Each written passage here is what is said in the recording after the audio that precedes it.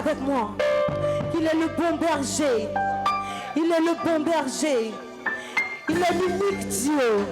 Et à part lui, il n'y a point de Dieu.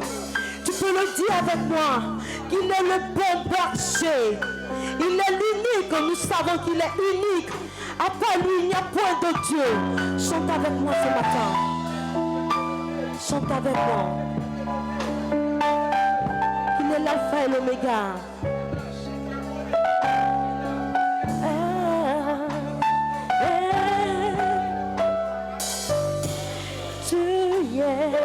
Tu es le bon berger.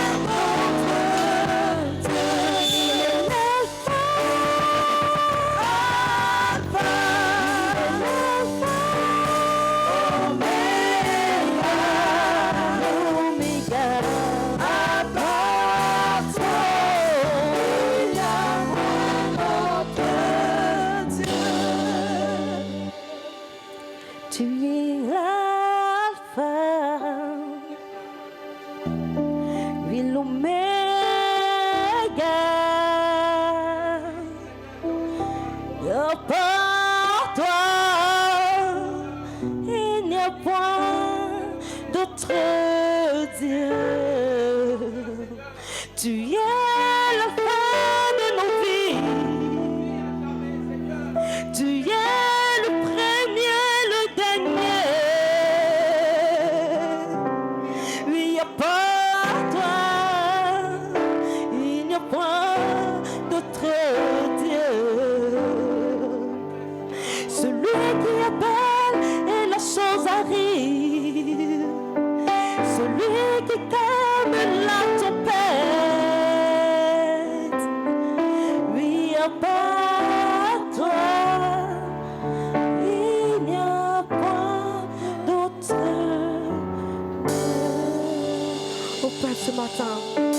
Alléluia.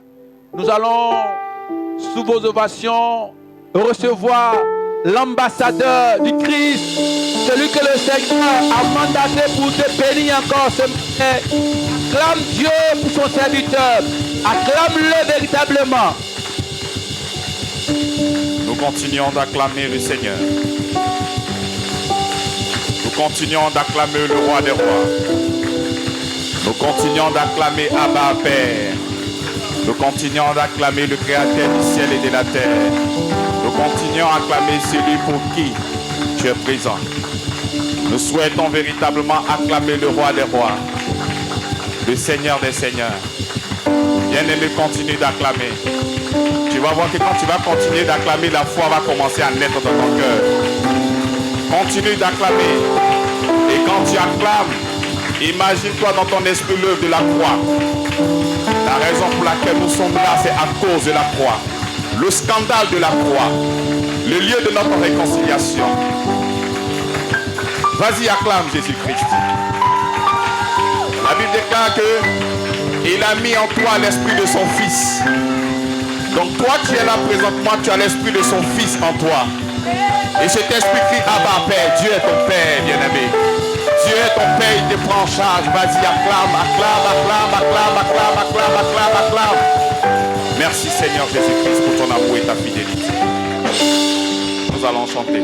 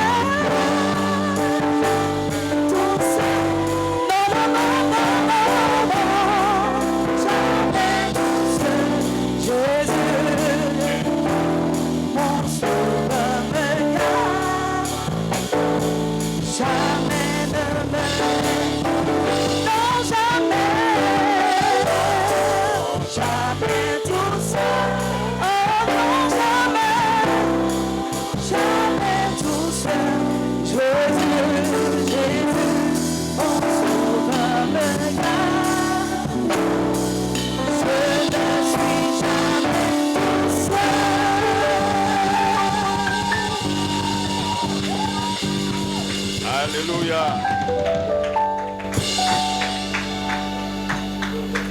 Jamais tout seul. Jamais tout seul. J'aimerais dire à quelqu'un, c'est là qu'il y a le combat. Le combat se trouve là. Il ne faut pas délocaliser le combat. C'est là le combat. Lorsque quelqu'un t'appelle, je viens de rêver, toi tu vas mourir, ils vont te tuer, et que tu commences à mettre le feu, à paralyser, bien-aimé, tu te trompes de combat. Le véritable combat, c'est que tu gardes la parole de Dieu dans ton cœur. De savoir qu'il t'aime. Parce que la Bible dit c'est l'amour parfait qui bannit quoi? Donc le combat c'est là. Vous vous trompez de combat. Vous envoyez le feu. Vous envoyez les machettes. Vous envoyez les harpons. Vous envoyez des balais. Vous envoyez des mouchakou. Il y a des savons de protection. Il y a des huiles de protection. C'est l'amour. La Bible dit, l'amour parfait bannit la crainte. Pourquoi il dit parfait? C'est l'amour de Dieu qui est parfait. Toi, ton amour n'est pas parfait. C'est comme ça que c'est l'amour de Dieu qui te garde. Ce n'est pas l'amour que toi tu as pour Dieu, mais l'amour que Dieu a pour toi. Parce que tu peux être conscient de l'amour que toi tu as pour Dieu et on peut te bouffer. Mais quand tu es conscient de l'amour que Dieu a pour toi, aucune personne ne pourra te faire peur. Tu vois, ces genres de choses-là, ce sont des lettres d'amour. Il faut parcourir ces lignes-là et prier avec ça. Je sais que tu ne m'abandonnes pas. Quel que soit ce que tu vois, bien-aimé, il faut garder cette parole-là dans ton cœur. Je crois que ces personnes qui étaient en Galatie, ces Galates-là, ils n'ont pas gardé l'amour de Dieu dans leur cœur. C'est comme ça que lorsque les faux frères sont venus là-bas, mais qu'est-ce qu'il leur a dit? Mais si vous ne vous faites pas circoncis, vous ne serez jamais comment? Mais sauvés. Donc ça veut dire que ce Christ que nous avons prêché a cette capacité de t'abandonner si jamais tu ne te fais pas circoncis. Bien-aimé, la foi en Christ suffit largement pour recevoir tout de notre Seigneur. Tu vois? L'homme est d'une nature orgueilleuse. Et lorsque tu es en train de dire que la foi en Christ suffit largement pour recevoir la bénédiction, ton amen ne peut pas être fort. Pourquoi? Parce que tu aimerais recevoir ces choses-là par toi-même. C'est vrai que le Seigneur est là, mais voici ce que moi j'ai fait. Ça, c'est la nature orgueilleuse. D'une manière subtile, c'est comme ça que tu penses et tu es enraciné, fondé là-dedans. C'est comme ça que lorsque tu trouves un prédicateur qui vient alimenter ta chair, c'est comme ça que toi tu es exalté. Tu dis là, ça c'est un bon pasteur. Il me dit des choses que je dois pratiquer afin d'être béni. L'évangile pointe du doigt Christ. C'est ce que Paul a dit. Il dit l'évangile montre du doigt. Il dit l'évangile qui concerne son fils, né de la postérité de David, déclaré fils de Dieu. Amen. Donc lorsque nous sommes là et que nous sommes en train de présenter l'évangile, mais tout ce que toi tu dois entendre, c'est le Christ. Pas autre chose. Nous ne sommes pas là pour le développement personnel. Nous ne sommes pas là pour faire du coaching. Nous sommes là au nom de l'évangile. De l'évangile. Pourquoi nous disons l'évangile? Parce que derrière l'évangile, il y a la puissance de Dieu. Nous ne sommes pas là seulement que pour soulager ton âme. Mais derrière cette puissance-là, derrière cette parole-là, se cache la totalité de la puissance de Dieu. Donc tu peux même aller voir un coach, il va vraiment te soulager au niveau de ton mental. Mais il n'y a pas de puissance qui accompagne. Il n'y a pas. Tu finis, tu retournes, tu es encore ballotté. Mais quand tu finis de recevoir l'évangile, la Bible dit l'évangile est la puissance de Dieu pour le salut de quiconque croit. Bien-aimé, toi qui es là, tu es un enfant de Dieu. Et parce que tu es un enfant de Dieu, tu n'es pas n'importe qui. Pouvoir, voix, que personne ne t'intimide, que personne ne t'impressionne. Non, toi, tu as un pouvoir extraordinaire. Alléluia. Nous continuons notre étude de Galates. Nous sommes maintenant Galates chapitre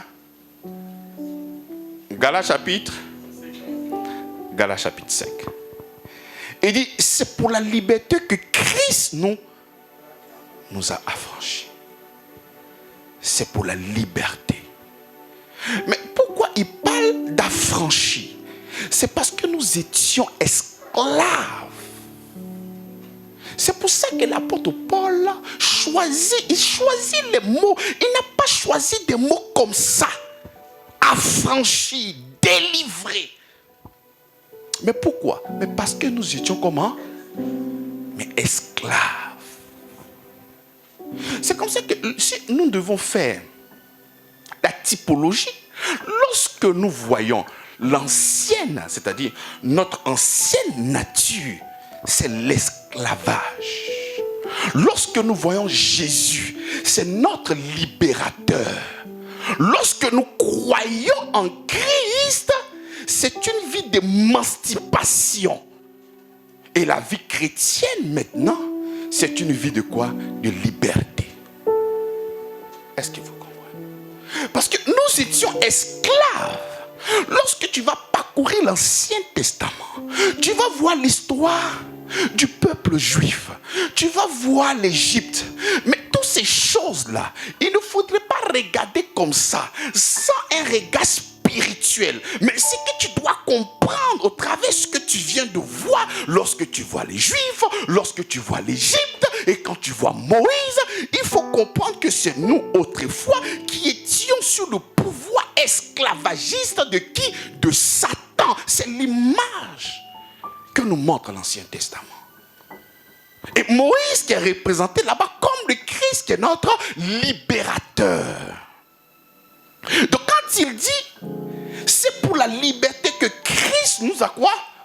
Nous a affranchis. C'est parce que nous étions, je parle de ceux qui ont accepté Jésus-Christ, nous étions, de la même manière les Juifs étaient chez les pharaons, et ils étaient sous le pouvoir esclavagiste. C'est comme ça que nous étions aussi chez l'ennemi. On était sous le pouvoir esclavagiste. Parce que même quand tu n'as pas envie de faire certaines choses, à cause de la nature pécheresse que tu portes, tu ne fais que subir. Je n'entends pas ton amen. Demande à ton voisin s'il est concentré. S'il parle, tu dis que c'est le pasteur qui a dit. Tape-le sur sa bouche. Alléluia. Donc c'est pour la liberté que Christ nous a. Il n'a pas dit pour le libertinage, mais la liberté. Mais pourquoi? Parce que c'est lié à la loi. Avant même de parler du péché, parce que c'est ce qui active le péché, c'est quoi? C'est la loi. Donc c'est pour la liberté que Christ nous a. Donc quand il parle de cette délivrance, c'est la délivrance par rapport à quoi? Par rapport à la loi. C'est cette loi-là qui te condamne. Voici une liste de choses à faire ou à ne pas faire. Si tu fais ça, voici des choses qui vont t'arriver. Si tu ne fais pas ça, voici des choses qui vont t'arriver. C'est comme ça un esclave, lorsqu'il est dans la maison de son maître, il n'a pas la paix. Même quand il crie son nom, est-ce que j'ai fait quelque chose? Il n'est pas libre. Amen. Parce qu'il marche sur des lois. Si tu n'as pas pu faire ça, si tu as fait quelque chose de travers, il y a des représailles. Pourquoi la loi fait peur? Mais c'est à cause de l'interdiction. Parce que derrière chaque interdiction, il y a quoi? Comment? Il y a une sanction. Si tu ne fais pas ça, voilà. Si tu fais ça. Donc le Seigneur nous a délivrés de cette malédiction. C'est comme ça que quand tu vas lire Lévitique chapitre 27, lorsque le Seigneur est en train de parler de la bénédiction, lorsqu'il est en train de citer la loi, il y avait le Amen, même quand ça concernait la malédiction. Quand le peuple, le sacrificateur, vient parler, même quand c'est la malédiction, il dit quoi? Le Seigneur dit que c'est pour la liberté que Christ nous a quoi? Mais il nous a affranchis. Si autrefois, tu devais obéir dans le but d'être aimé, dans le but de recevoir la faveur de Dieu, ça n'existe plus, bien-aimé. L'amour que Dieu porte pour toi ne se repose pas sur toi, tes œuvres. L'amour que Dieu a pour toi ne se repose pas sur toi, tes œuvres, mais se repose sur lui, sa bonté. C'est comme ça qu'aucune personne ne peut venir maintenant t'obliger à pratiquer certaines choses dans le but de recevoir l'amour de Dieu. Est-ce que vous comprenez? Par exemple, si tu veux que Dieu intervienne dans ta vie, voici des choses que tu dois faire. Si tu veux que Dieu puisse t'aimer, voici des choses que tu dois faire. Laisse-moi te faire comprendre que l'amour de Dieu se repose sur sa bonté et non sous une loi. Moi, je peux te comprendre, toi. Toi, ton amour se repose sur des lois. Mais l'amour de Dieu ne se repose pas sur des lois. C'est difficile de recevoir l'évangile. Pourquoi? Parce que toi-même, ton système est basé sur la loi. Donc, quand tu dis à une personne que Dieu t'aime indépendamment de ce que tu fais, il y a un clash. Parce que toi, tu n'aimes pas quelqu'un indépendamment de ce qu'il fait. Tu considères toujours ce qu'il fait ou ce qu'il ne fait pas. Mais l'amour de Dieu n'est pas comme toi, ton amour. C'est comme ça qu'il y a un clash. Lorsqu'on te dit que Dieu t'aime, tu dis non, c'est pas possible. Quelqu'un peut te faire une faute une fois, deux fois. Toi-même, tu comptes. Tu dis ça, c'est la première fois. Non, moi là, j'arrive pas au chiffre 3. Le Seigneur, lui, il a l'éternité. C'est ça qui fait qu'il y a un clash. C'est ça qui fait qu'il y a un clash. Donc, le Seigneur nous fait comprendre par l'œuvre de la croix, l'apôtre Paul nous fait comprendre par l'œuvre de la croix, que c'est pour la liberté que Christ nous a. Vous savez, même après le départ, le début même du christianisme, les gens continuent à prêcher Moïse dans des synagogues. Ils ne se sont jamais arrêtés. Même avec l'œuvre de la croix, il y a plusieurs personnes qui prêchaient encore la loi dans des temples. Alors que nous sommes là maintenant au nom de la grâce, au nom de l'amour exagéré de notre Seigneur. Et c'est ça le problème. Nous sommes habitués au judaïsme. Nous sommes habitués à des principes. Nous sommes habitués à des codes. Nous sommes habitués à des sacrifices. Nous sommes habitués à plein de choses afin de recevoir quelque chose de la part de Dieu. Mais c'est comme ça que la majorité même des gens, lorsqu'ils acceptent le Seigneur, mais ils vont fonder leur foi sur les histoires de l'Ancien Testament. Alors que tout ce qui s'est passé là-bas était l'homme des choses à venir. Lorsque tu n'as pas la révélation de Christ et que tu lis l'Ancien Testament, il y a comme un voile qui est jeté sur ton regard. Mais ce voile-là, il est ôté lorsque nous sommes véritablement en Christ. Lorsque nous avons la connaissance du Fils, ce voile-là est ôté. Donc c'est comme ça qu'on peut te parler, mais il y a toujours un clash parce que tu ne comprends pas. Mais pasteur, pourquoi tu dis de ne pas jeûner? Mais Esther a jeûné 3 jours. Mais à côté d'Esther, il n'y avait pas le sang de Jésus-Christ. Ici, nous avons Jésus-Christ. Donc je n'ai pas besoin de jeûner comme elle. Moi, je vais m'appuyer sur le jeûne que Jésus-Christ a fait afin de recevoir ma bénédiction. Non, mais pasteur, Élie a envoyé le feu, mais Élie n'avait pas la conscience. Élie n'avait pas la connaissance de l'amour de Dieu. C'est Jésus-Christ qui est venu nous révéler l'amour de Dieu. Donc, ayant la connaissance, moi, je ne vais pas t'envoyer le feu. Je vais faire une campagne d'évangélisation pour te sauver. Et c'est ça la différence. C'est ça la différence. Lorsque nous savons que nous sommes délivrés en Christ, il y a seulement que l'amour commence à découler dans ton cœur. Mais ceux qui continuent à faire œil pour œil, mais dent pour dent, mais ce ne sont pas des personnes qui sont encore affranchies. Parce que lorsque tu es affranchi, tu sais que l'ennemi ne peut rien te faire. Mais pourquoi donc tuer quelqu'un? Pourquoi? Toi-même, depuis que tu es né, tu n'as jamais souhaité la mort de quelqu'un. Mais tu es rentré dans le christianisme. On te dit que le gars veut te tuer, tu as commencé à faire les rituels en bois. Il meurt aussi. Parce que tu as été mal enseigné. Tu commences à proclamer la mort dans la vie de quelqu'un. Sous prétexte que le pasteur ne doit pas laisser vivre la sorcière. Oui, là-bas c'était une guerre farouche. Mais dans la nouvelle alliance, Christ a déjà vaincu tout ça pour toi à la croix. Nous ne recevrons pas la foi. Alléluia. Tu sais, c'est un héritage.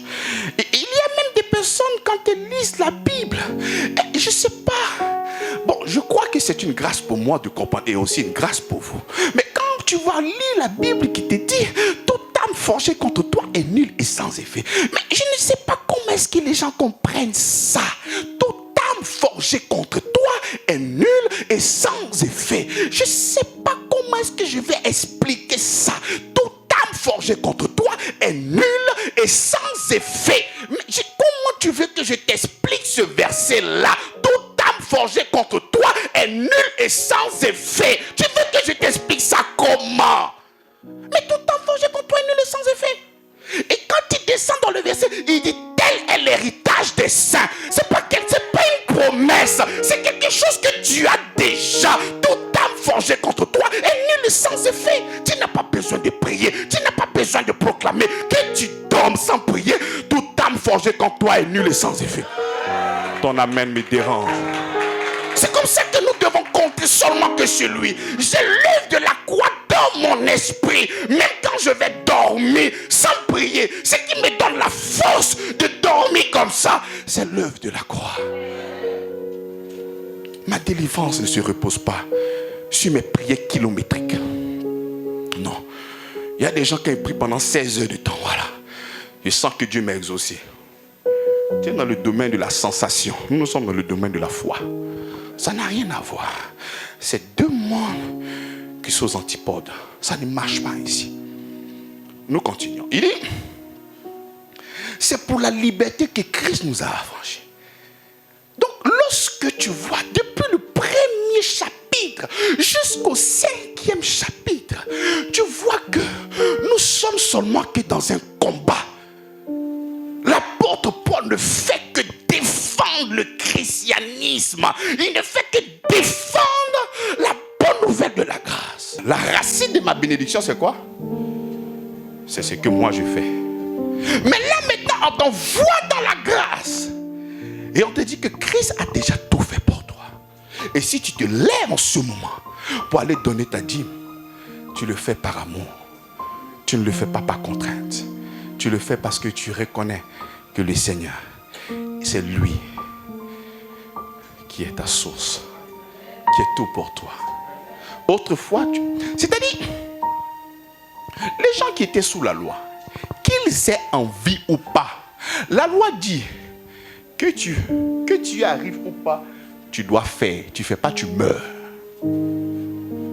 Tu comprends? Que tu aies envie ou pas, tu dois faire. Si tu ne fais pas, tu meurs. C'est ça la loi. Mais le Seigneur nous a déconnectés de ça. Bien-aimé, j'aimerais que tu dises à ton voisin que tu es libre. C'est comme ça que l'apôtre Paul dit. Lorsque la loi est apparue, lui il est comment? Aidez-moi. Lorsque la loi est apparue, lorsque la loi a pris vie, lui il est mort. Parce que la loi a révélé maintenant tous ses défauts. Alléluia. Il dit, c'est pour la liberté que Christ nous a affranchis. Donc il finit de faire cette femme affirmative, il continue.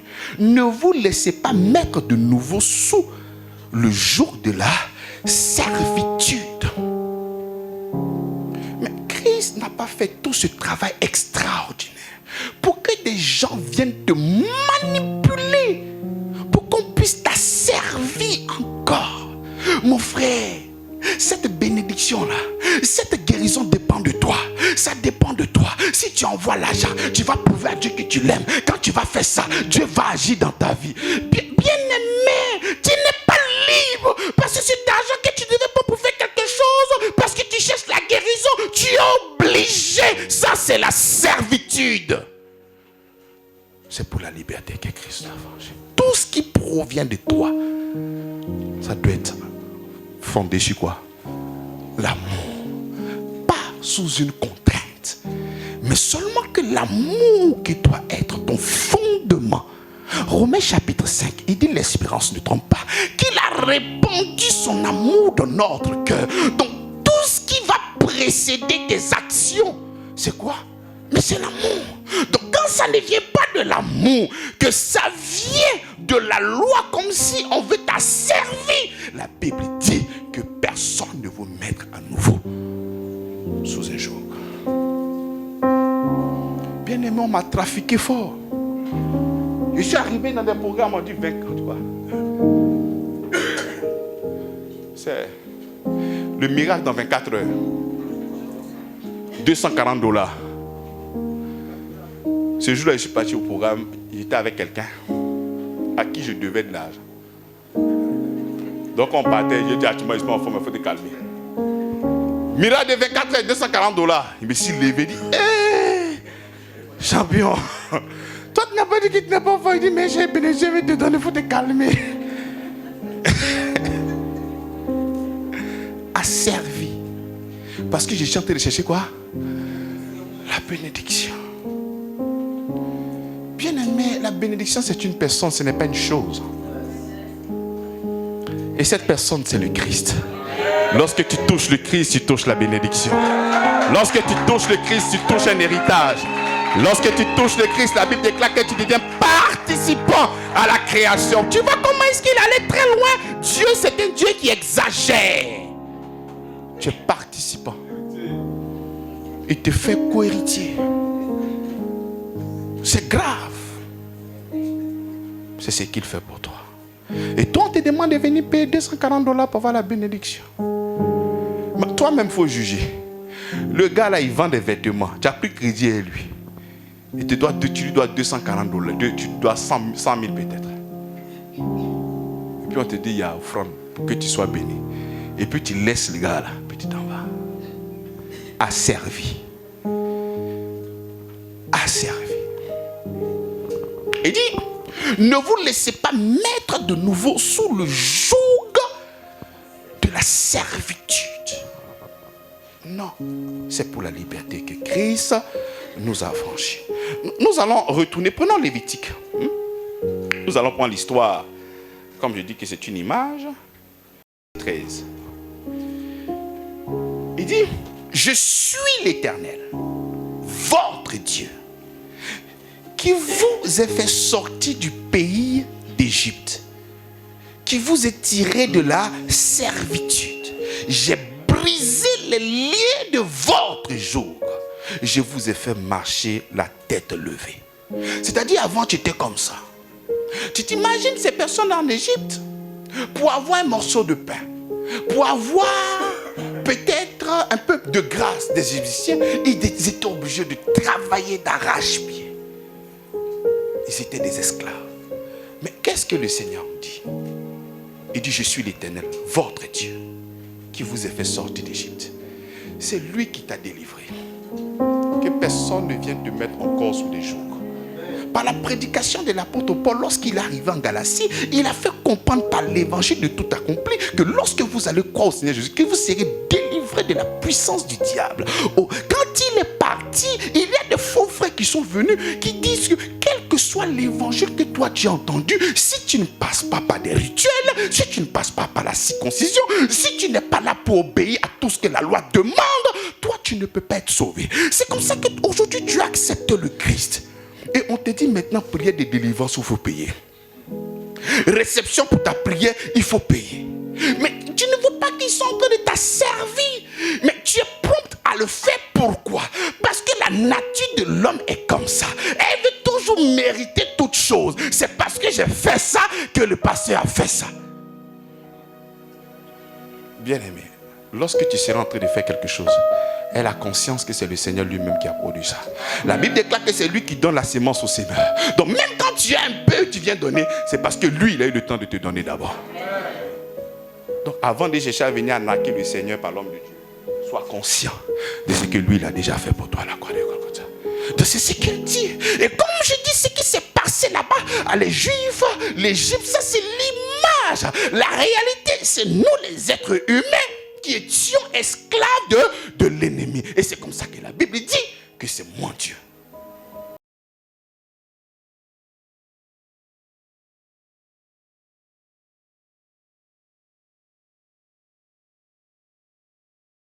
Qui vous a fait sortir de l'Égypte, qui vous a tiré de la quoi? De la servitude. C'est-à-dire cette vieille nature qui ne pouvait que t'amener à faire des choses que toi-même tu n'as pas envie de faire. C'est le Seigneur, par l'œuvre de la croix, qui a détruit ça au nom puissant de Jésus-Christ. Il a déjà fait. Et ce n'est pas une loi qui va venir toi te sanctifier. Ce n'est pas une loi qui va te permettre à être meilleur. Mais c'est encore lui. Parce que c'est lui qui a commencé ce travail-là. C'est lui qui va parfaire ça en toi au nom puissant de Jésus-Christ. Il faut toujours compter sur lui. Rien que sur lui. L'apôtre continue. Il dit voici. Mon Paul, je vous dis, si vous vous faites circoncis, Christ ne vous servira de rien. Ça veut dire, si tu veux commencer, si tu veux suivre le Seigneur par la loi, mais le Christ ne te sert à rien. Il ne te servira à quoi? Mais à rien. Quand tu vas prendre Romains chapitre 10, à partir du 6e verset, là-bas il sera un peu plus clair. Il dit, c'est lui qui essaie de monter, c'est fait descendre Christ. Tu es en train de dire, parce que la position que Christ a dans les cieux, il est comme ton intercesseur, il est comme ton avocat. À cause du travail que lui, il a abattu ici, il a une position dans le but de pouvoir te justifier, dans le but de pouvoir te qualifier. Et quand toi, tu cherches à aller vers le Seigneur, par rapport à tes œuvres, tu es en train de dire à Christ de descendre. Parce que toi, tu vas prendre sa place. C'est-à-dire, le moyen par lequel il est passé pour se trouver dans cette position élevée là, tu lui dis, je n'ai pas besoin de tes œuvres, je n'ai pas besoin de ta croix, il faut descendre, moi je vais marcher par moi-même ma propre sanctification afin d'avoir une place auprès du Père. Il dit, c'est faire remonter Christ d'entre les morts. Et il est allé chercher la clé du séjour des morts. Non, il faut laisser, moi-même j'irai pas mes pénitences, par mes souffrances, par tout ce que moi je vais faire, je ferai afin de pouvoir recevoir la clé de la vie. Il dit, je vous dis, si vous faites circoncis, Christ ne vous servira à rien. Et je proteste encore une fois à tout homme qui se fait circoncis, qu'il est tenu de pratiquer la loi tout entière. Vous êtes séparés de Christ. Vous tous qui cherchez la justification dans la loi, vous êtes déchus de la grâce. Vous êtes comment? Déchus de la grâce. Vous voyez, il y a des gens qui ont accepté le Christ. Remarquez ça dans la vie des gens. Ils ont reçu l'évangile comme ces Galates-là. Et quand ils ont continué la marche chrétienne, les prédicateurs, pour ne pas qu'on te tue, il faut faire ça. Pour ne pas qu'on fasse ça, il faut faire ça. Donc tout doucement, ils sont revenus à la loi. Ils n'ont pas continué sur le chemin de la grâce de Dieu. Ils sont revenus sous des principes. Et c'est ce qui est grave.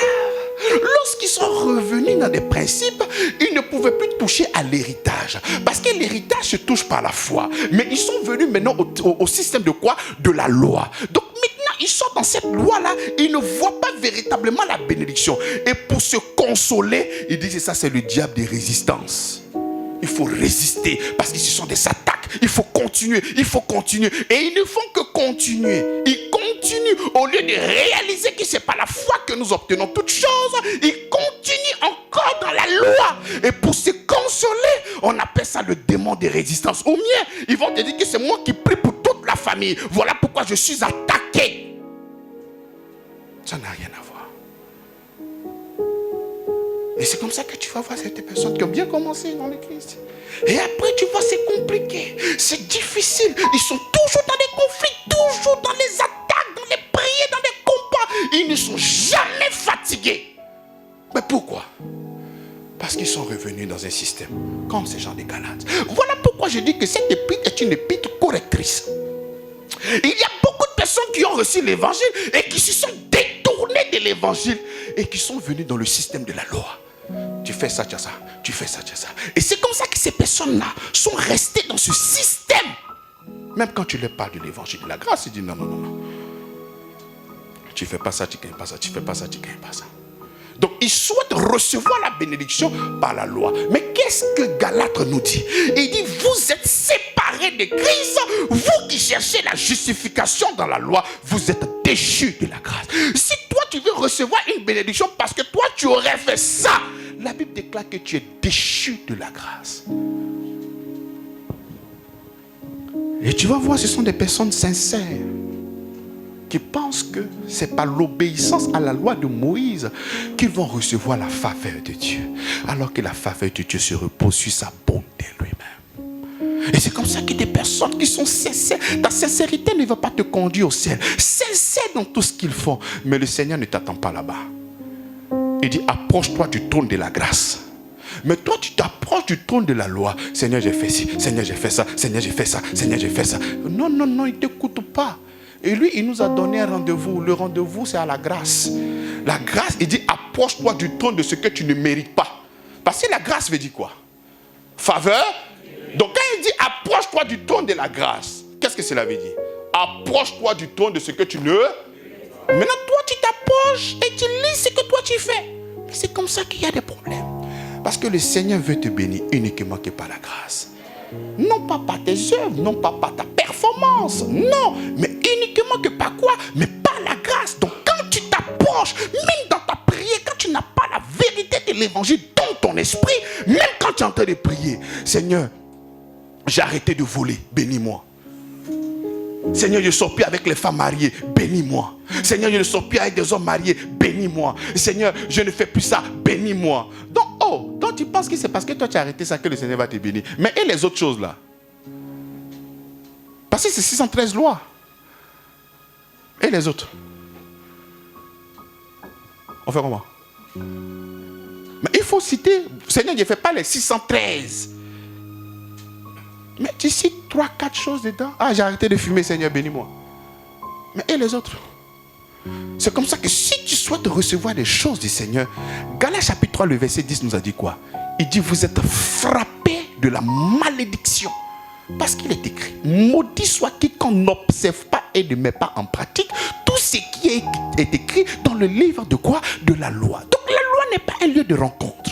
Donc arrêtez de vouloir recevoir quelque chose de la part du Seigneur par vos efforts.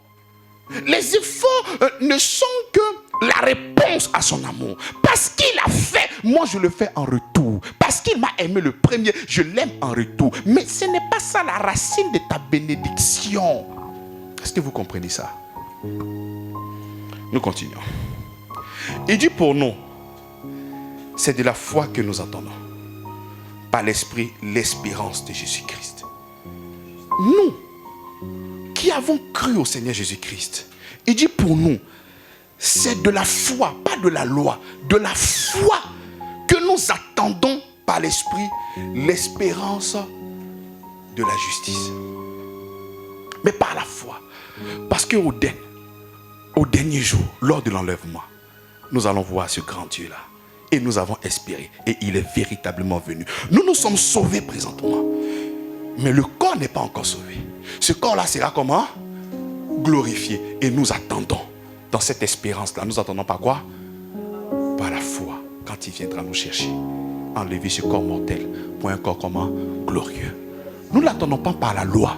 Mais par la foi de son Fils au nom puissant de Jésus-Christ. Car en Christ, ni la circoncision, ni les circoncisions n'a de valeur. Mais la foi qui est agissante, par quoi? Par la charité. Je reprends les deux versets ensemble parce qu'il vient de voir quelque chose. Il dit pour nous, c'est de la foi que nous attendons par l'esprit, l'espérance de la justice. Amen. C'est pas quoi? Au verset 6. Car en Jésus-Christ, ni la circoncision. Parce que ces faux docteurs-là sont venus demander à ces personnes-là de se faire circoncis. Et se faire circoncis, c'était l'image de quoi? Du judaïsme. C'était l'image de quoi? De la loi. C'était l'image de quoi? De Moïse. Donc il dit pour nous, ce n'est pas ça. Pour nous, ce n'est pas la loi. Ce n'est pas le judaïsme. Ce n'est pas la circoncision. Pour nous, c'est d'être en Christ. Attends, au verset 6, il dit: car en Christ, ni la circoncision, ni les circoncisions n'a de valeur. Mais la foi qui est comment? Qui est comment? Qui est comment? Ça veut dire quoi? Une foi qui? Donc la foi agit. C'est pas ça? Ça agit ou ça agit pas? C'est comme ça que même quand ta foi est en train d'agir et que l'amour, la charité sera en train de sortir, ce n'est pas ça qui fait que tu seras sauvé. Mais c'est parce que tu es en Christ que tu es. Mais quand tu crois véritablement au Seigneur, cette foi-là va te pousser à agir dans l'amour. Cette foi-là va te pousser à... En fait, tu ne peux pas dire que tu crois au Seigneur. Tu ne peux pas dire que tu as la foi. Et puis ta foi n'agit pas dans la charité. Est-ce que tu comprends?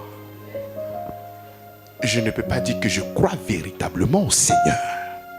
Parce que Romains 5,5 nous dit: l'espérance ne trompe point. Quand le Saint-Esprit vient, qu'est-ce qu'il répand en nous? Son amour. Donc c'est comme ça qu'il dit: car en Christ, ni la circoncision, ni les circoncisions n'a de valeur. Mais la foi qui est agissante par la charité. Donc ta foi, elle est agissante. Par la quoi? Remplace charité par l'amour. C'est comme ça que nous n'avons pas à envier les choses de la loi.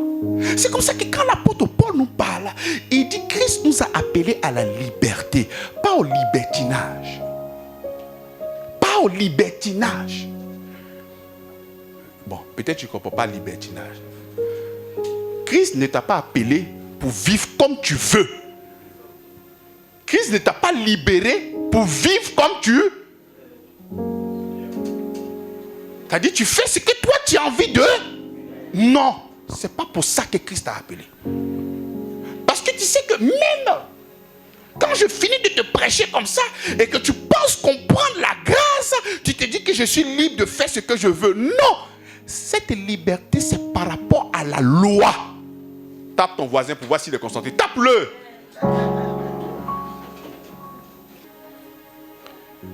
Car en Christ, ni la circoncision, ni les circoncisions n'a de valeur, mais la foi qui est agissante. Donc au verset 1er, il nous dit: Christ nous a... C'est pour la liberté que Christ nous a... Ce n'est pas pour le libertinage. Ce n'est pas pour faire ce que toi tu as envie de faire. Parce que tu sais qu'on demeure toujours esclave. Autrefois, c'était esclave du diable. Mais aujourd'hui, nous sommes esclaves de notre Seigneur. Je préfère ça. Parce que cet esclavage, il y a l'amour dedans. De la même manière, quelqu'un qui est possédé par un esprit de vol, qu'est-ce qu'il fait? Même quand il n'a pas envie de voler, qu'est-ce qu'il fait? C'est comme ça qu'aujourd'hui, je suis dans l'amour. Même quand je n'ai pas envie de manifester l'amour, qu'est-ce qu'il fait? C'est comme ça, toi, tu es. Donc ça, c'est ta foi qui agit. Parce que la foi, elle est agissante. C'est comme ça que Jacques, il dit: montre-moi ta foi sans les yeux. Je te montrerai moi ma foi. Parce qu'il y a beaucoup de menteurs. Non, moi je crois. Tu crois en qui? Tu crois qu'il n'y a pas de changement. Tu es toujours méchant dans ton cœur. Non. La foi en Christ, là, elle agit. Par quoi? Par l'amour. Donc s'il y a un curseur pour montrer les enfants de Dieu, c'est comme ça que la Bible dit: on les reconnaîtra par les fruits. Lorsqu'ils seront en train de quoi? De s'aimer les uns. Parce que que le Seigneur a mis un dépôt. Et ce dépôt, c'est quoi? C'est l'amour. Donc, c'est en train de pas corriger, c'est en train de t'aider. Parce que quand tu es en train de lire Galates, que c'est pour la liberté que Christ nous a affranchis, il ne faudrait pas prendre liberté comme libertinage. La liberté, c'est par rapport à la loi. Mais pas que tu dois vivre comme tu veux. Par exemple, dans les 613 lois, il y a dedans la loi morale. Ce n'est pas seulement que la loi par rapport au sacrifice et les rituels. Il y a la loi comment? Morale. Donc parce que Christ t'a délivré, toi on t'a dit de devenir maintenant malhonnête. Mais non! C'est pas ce que la Bible est en train de te dire. Par exemple, si la loi te dit ne vole pas, donc quand la Bible déclare que Christ nous a affranchis, donc ça veut dire maintenant va voler. Mais non! C'est le diable après la prédication qui vient te mentir à l'oreille. Tu sais que tu peux faire ça une fois, deux fois, ça fait quelque chose qui t'a déjà délivré. Non, c'est pas ça. Non, c'est pas ça. Le diable vient comme un surfeur. Et tu vas venir surfer maintenant sur la grâce mal compris pour aller faire tout ce que toi tu as envie de faire. Non, c'est pas ça. Est-ce que tu comprends? Donc, il faut arrêter d'avoir ce genre de pensées dans ton esprit. Ah bon, je suis libre, donc je peux faire ce que je veux. Dieu va toujours t'aimer, ça c'est clair. Mais la Bible dit celui qui se livre au diable pour lui obéir, il devient esclave de cette personne. Parce que quand tu vas rentrer dans certaines choses, le diable va se servir de ça pour pouvoir te faire du mal. Mais c'est simple. Dans ton projet avec le Seigneur, il dit je connais les projets que j'ai formés pour vous, des projets de bonheur et non de malheur. C'est pas ça. C'est pas ça. Est-ce que le Seigneur a fait un projet pour toi pour que tu partes en prison? À moins que ce soit un dessein pour pouvoir peut-être évangéliser là-bas.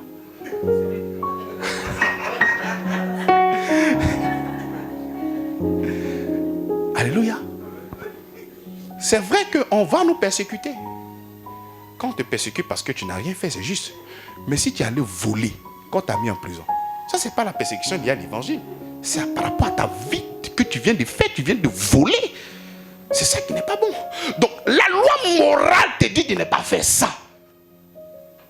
Ah, la Bible dit qu'il s'est affranchi de la loi, donc maintenant il peut voler. Je ne t'ai jamais dit ça. Hein. Je ne t'ai jamais dit ça. Je t'ai jamais dit ça. On continue. Il dit, au verset 7, il dit, vous courriez bien. Qui vous a arrêté pour vous empêcher d'obéir à la vérité? Quand l'apôtre Paul est venu annoncer l'évangile à ces Galates-là, ils l'ont bien reçu. Ils ont reçu ça avec beaucoup de joie.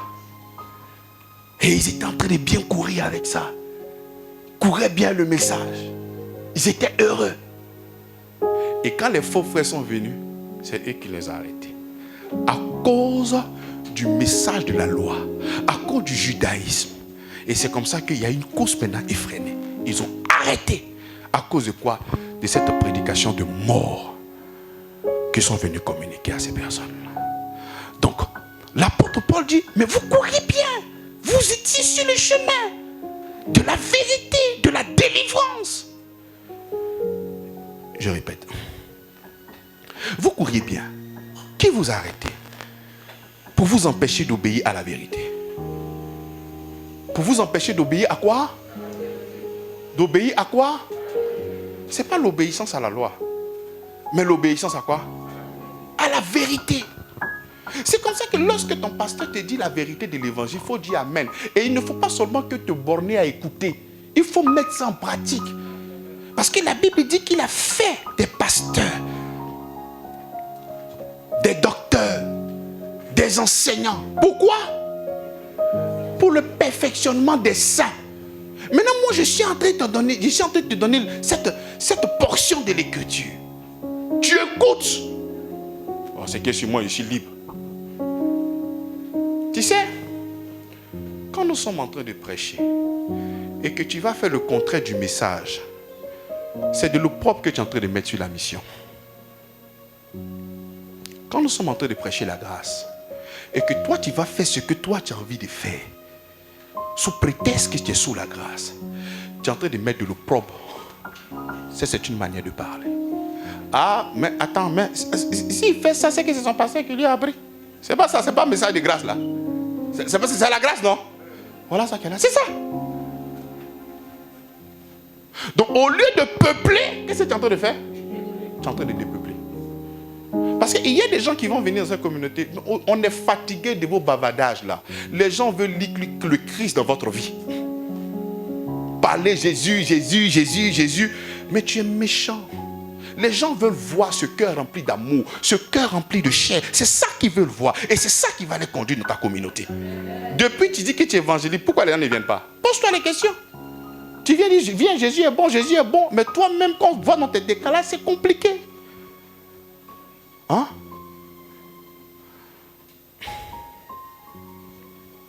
D'obéir à la vérité. Nous devons obéir à quoi? Mais obéissons à la vérité. Mais qui a dit que dans la nouvelle alliance, on n'obéit plus? Qui vous a dit ça? Nous ne sommes pas là pour l'obéissance à la loi, mais à l'obéissance de la foi, l'obéissance de la vérité de l'évangile. C'est à ça que nous obéissons. Nous croyons ce que Christ a fait pour nous et nous obéissons à ça. Mais c'est ça. Nous continuons. Il dit, cette influence-là ne vient pas de celui qui vous appelle. Pourquoi? Ces personnes ont commencé à marcher avec le Christ lorsque ces faux frères sont venus donner l'évangile. Mon frère, pour que tu sois sauvé, fais ça. Mon frère, pour que tu sois sauvé, fais ça. Donc, il veut créer le manque en toi. Il te faut comprendre que tu n'es pas encore sauvé. Il te faut comprendre que les maîtresses de Christ ne peuvent pas te guérir. Donc, pour que tu puisses être sauvé, voici ce que tu dois. Et c'est ce qui se passe aujourd'hui dans nos églises. Vrai ou faux? Et toutes ces personnes qui viennent créer ce manque et vous demandent maintenant de pratiquer des choses afin de pouvoir recevoir. Et dit non, ce n'est pas le véritable Dieu qui vous appelle. Parce que le véritable Dieu vous appelle par la grâce et non pas par la loi. Donc, même si cette personne te présente l'évangile d'une manière, enfin, pour lui c'est l'évangile. Il te présente dans un beau français, avec des exemples. Le Seigneur Jésus-Christ nous appelle par la grâce. C'est comme ça qu'il a dit, car la grâce, source du salut. La grâce, c'est la source. Donc, lorsqu'on te demande de pratiquer les choses, de te détourner de la grâce, de pratiquer certaines choses afin de recevoir la bénédiction, il faut savoir que ce n'est pas le Seigneur qui t'appelle. Et dit, cette influence ne vient pas de celui qui vous appelle. Un peu de levain fait lever toute la pâte. Parce que si tu commences déjà à recevoir la bénédiction par des offrandes, la guérison aussi, tu vas vouloir tout payer. Parce que tu ne vas plus te contenter de Christ. Christ sera seulement que la prière d'ouverture et la prière de clôture. Et tout ce qui va se passer dans ta vie, mais c'est seulement que toi, tes efforts. Un peu de levain, mais fais lever toute la pâte. Parce que tu seras en train de te remettre effectivement sur le joug de quoi? Mais de la loi. Et c'est comme ça que quand tu ne vas pas arriver même à faire certaines choses, ton subconscient même va appeler même le mal directement dans ta vie. Parce que tu es conscient que tu n'as pas fait ça. Voici des représailles qui vont forcément t'arriver. Et c'est comme ça que tu seras victime de ce joug-là. Victime de ça. C'est toi qui seras en train d'attirer toutes ces mauvaises choses-là dans quoi? Mais dans ta vie. Est-ce que vous me suivez? Au verset 10, il dit, j'ai cette confiance en vous, dans le Seigneur, que vous ne penserez pas autrement. Mais celui qui vous trouble, quel qu'il soit, en portera la peine. Moi, Paul, frère, si je prêche encore la circoncision, pourquoi suis-je encore persécuté? Le scandale de la croix a donc disparu. C'est comme ça que, quand l'apôtre Paul était en train de prêcher, l'œuvre de la croix est inscrite. Donc ces personnes-là sont même venues même attaquer même l'apôtre Paul en disant, mais regarde même ses prédications même. Est-ce que lui-même il ne prêche pas aussi la loi? Donc c'est comme ça que lui, il est en train de se défendre par rapport à tout ce qu'il a pu comment entendre. Voilà pourquoi il dit, pour mon frère, si je prêche encore la circoncision, pourquoi suis-je encore persécuté. Pourquoi? Parce qu'on l'a connu en tant que quoi? Mais un persécuteur. Donc l'image que vous avez de moi là, mais je ne prêche plus ça. Ça c'était moi avant, c'était Paul de Tarse. J'avais pour père spirituel Gamaliel. Mais aujourd'hui c'est Paul. Et l'évangile que je suis en train de donner m'a été transmis par le Seigneur Jésus-Christ lui-même. Donc je ne peux pas encore venir reconstruire ce que j'ai détruit. Parce qu'il est parti à Damas pour aller faire du mal aux enfants de Dieu. Et quand il est parti à Damas, il a rencontré le Seigneur. Et quand il a rencontré le Seigneur, il a commencé maintenant à construire la foi comment? Chrétienne. C'est lui qui a commencé à construire la foi chrétienne. Donc il dit, pour moi frère, si je prêche encore la circoncision, pourquoi suis-je encore persécuté? C'est comme ça que lorsque nous avons lu Galates chapitre 4, nous avons vu les deux religions. Parce que quand tu vas lire le texte, l'apôtre Paul s'insurge contre deux religions. La religion axée sur les œuvres de l'homme et la religion axée sur notre Seigneur Jésus-Christ. Donc il y a la vraie croyance et il y a la fausse. Il y a la fausse croyance. Est-ce que tu comprends? Donc la fausse croyance a pour fondement quoi? Les œuvres des hommes. Parce que la vraie croyance a aussi fondement les œuvres, mais les œuvres de Christ. Ici, ce sont tes œuvres, la fausse croyance. C'est comme ça que toute religion te demande de pratiquer certaines choses afin de pouvoir aller au ciel. Toute religion te demande, voici une liste des choses à faire ou à ne pas faire dans le but de te sauver. Mieux, il y a certaines personnes qui pensent que si tu produis de bonnes œuvres, tu seras sauvé. Je pose la question. Tu viens décimer une famille. Tu décimes une famille. Tu massacres et tu prends tout ce qui est comme argent. Tu vas dans un autre pays et puis tu fais grâce à toutes ces personnes qui sont là-bas. Mais est-ce que ça vient d'effacer ce que tu viens de faire? Mais tu viens de faire des dons, hein? Est-ce que ça a effacé? Ça ne peut jamais effacer. Donc, quel que soit l'argent que tu seras en train de donner, ça ne peut pas effacer ton péché. Quels que soient les sacrifices, tu vois, il y a les kenneurs, ils vont à l'orphelinat, ils viennent, ils font ça. Lorsqu'il y a des programmes, ils donnent. Ils se disent que non, comme je fais ça, là, Dieu va me sauver. Non! Tu ne peux pas être sauvé en dehors du Christ. Et nous ne sommes pas sauvés par ce que nous faisons, mais nous sommes sauvés par quoi? Par la foi en Jésus-Christ. Et nous comptons uniquement que sur lui afin de bénéficier de son travail. Alléluia. Et c'est ça il dit. Il dit que pourquoi suis-je encore persécuté? Et il faut savoir que la religion axée sur les œuvres vont forcément attaquer. Ça c'est Ismaël et Isaac. Ismaël représente même ces personnes qui pensent qu'ils sont dans le christianisme, qui sont basées sur les œuvres. C'est la famille d'Ismaël. Basée sur les œuvres. Et Isaac. Voilà pourquoi nous sommes enfants. Par la foi en Jésus-Christ. Non pas par la transpiration d'Abraham, mais par la foi. Hein? Donc axé sur la foi. C'est ça la différence. C'est comme ça que vous allez voir que jusqu'à ce que Christ revienne, les gens des œuvres vont toujours persécuter ceux de la grâce. C'est comme ça que lorsque nous sommes en train de prêcher la grâce, voici ceux-là, ils prêchent la grâce. Tu veux que je prêche quoi?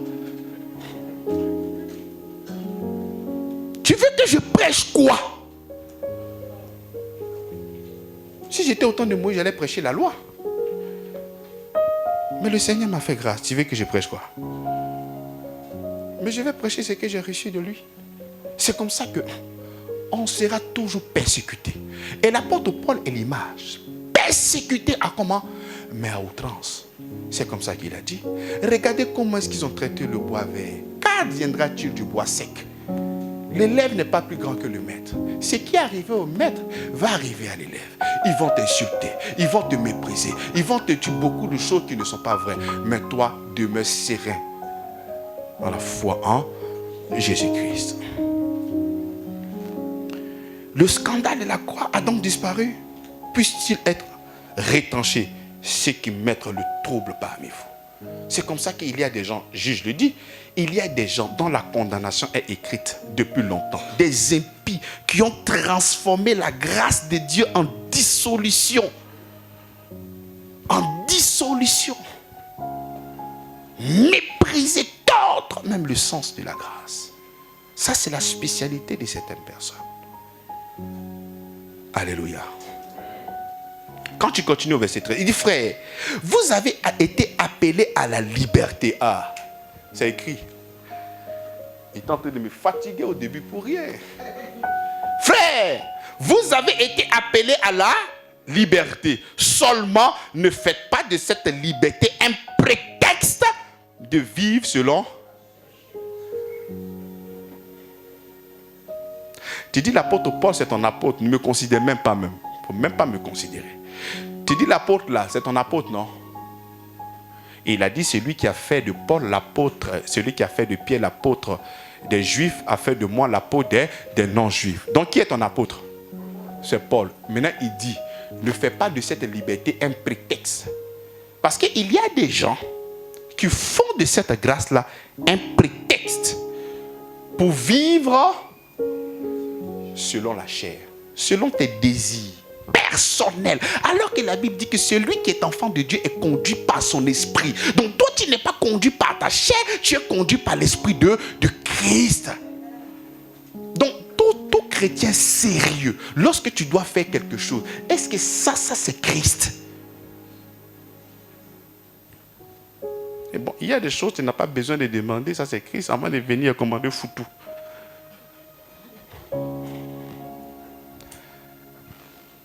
Les méchantes choses là, est-ce que ça c'est le Christ?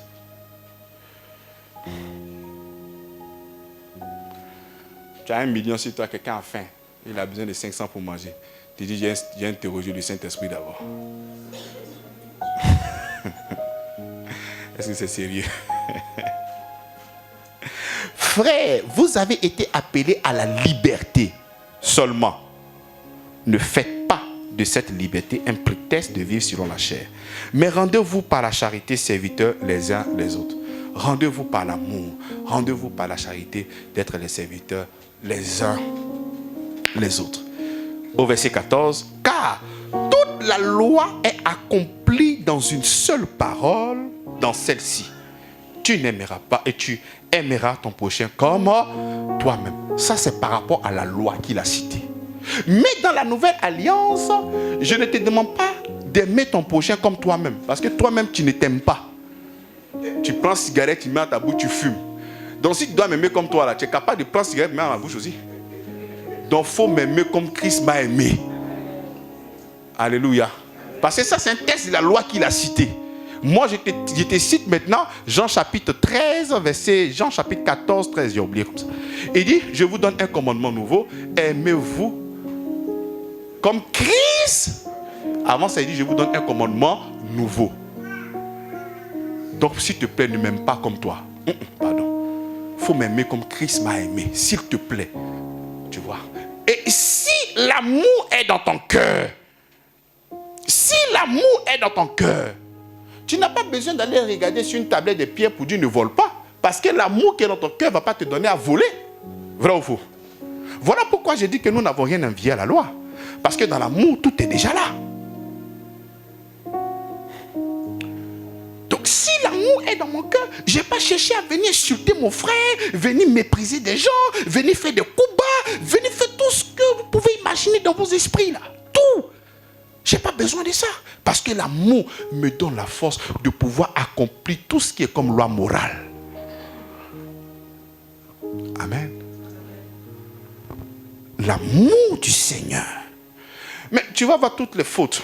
C'est parce qu'il y a un manque d'amour, quelque part. Toutes les fautes. Voler, impudicité, dis tout ce que tu veux. Il y a un manque d'amour forcément quelque part. C'est comme ça qu'il dit. Car la loi est accomplie dans une seule parole, dans celle-ci. Tu aimeras ton prochain comme toi-même. Donc, en tant qu'enfant de Dieu, tu ne peux pas vivre comment? Mais selon la chair. Mais ce qui me plaît, c'est que quand tu découles, l'apôtre Paul va rentrer maintenant dans l'exhortation encore, mais d'une manière très pratique. Comme tu veux qu'on mette le doigt sur tout, on va aller encore d'une manière très pratique pour que tu puisses comprendre. Il dit, mais si vous vous mordez et vous vous dévorez les uns les autres, prenez garde que vous ne soyez pas détruits les uns et des autres. Continue. J'ai dit donc, marchez selon l'esprit et vous n'accomplirez pas les désirs de... Nous avons deux leaders. Nous avons le premier Adam et nous avons le second Adam. Le premier Adam tire son origine dans la chair. On est d'accord? Le second Adam tire son origine selon l'esprit. Donc pour que tu puisses dominer la chair, il te demande de vivre selon l'esprit. Et quand tu vis selon l'esprit, tu ne pourras pas accomplir les désirs de quoi? De la chair. Mais vivre selon l'esprit, mais c'est la vigueur de ta vie chrétienne. C'est la méditation, c'est la prière, c'est l'adoration, c'est l'évangélisation. Mais si tu n'es pas engagé, s'il n'y a pas de vigueur dans ta vie chrétienne et que tu es là comme ça avec un esprit de lassitude, mais c'est comme ça que tu vas commencer à servir ce que tu veux dans la chair. Tu vas commencer à alimenter ta chair par ce genre de choses-là. Amen. Il dit car la chair a des désirs contraires à ceux de l'esprit. Et l'esprit en a de contraires à ceux de la chair. Ils sont opposés entre eux, afin que vous ne fassiez point ce que vous voudriez. Toi qui es enfant de Dieu, toi qui proclames ce moi-là, Abba, Abba, Papa, Père, Abba, tu dis Dieu est ton Père. Mais tu ne dois pas faire ce que toi tu veux, tu dois faire ce que Abba veut. Tu vas me dire qu'il prêche la loi, il n'y a pas de problème, dis ce que tu veux. Mais tu dois faire, ça c'est la vérité de l'évangile. Tu dois faire ce que Abba veut. Tu dois faire ce que ton Père veut. Qu'est-ce que ton Père veut? Il va citer ça tout à l'heure. Alors, il dit, si vous êtes conduit par l'esprit, vous n'êtes point sous la loi. Or, les œuvres de la chair sont manifestes. Les œuvres de la chair sont comment? Quoi? Ce sont l'impudicité, l'impureté, la dissolution, l'idolâtrie, la magie, les inimitiés, les querelles, les jalousies, les animosités, les disputes, les divisions, les sectes, les envies, l'ivrognerie, les excès de table et des choses semblables. Je vous dis d'avance, comme je l'ai déjà dit, que ceux qui commettent de telles choses n'hériteront point le royaume de Dieu. Qu'est-ce que cela veut dire? Tu seras dans cette alliance-là, mais tu ne vas... Parce que c'est un héritage. L'héritage appartient au fils. Mais quand tu te comportes comme ça, tu n'es pas un fils. Donc il n'y a pas d'héritage pour toi. Parce que je vous ai dit tout à l'heure, que aussi longtemps qu'un héritier demeure enfant, il ne diffère en rien d'un esclave. Donc il ne pourra qu'être victime de toutes ces choses et tous ces phénomènes-là. Une fois que tu as accepté le Seigneur Jésus, qui te sauvé une bonne fois, on a déjà prêché le salut ici, qui ne se perd pas, pas de problème. Mais pour que tu puisses être un héritier et vivre de ton héritage sur la terre là, mais tu dois marcher par l'esprit.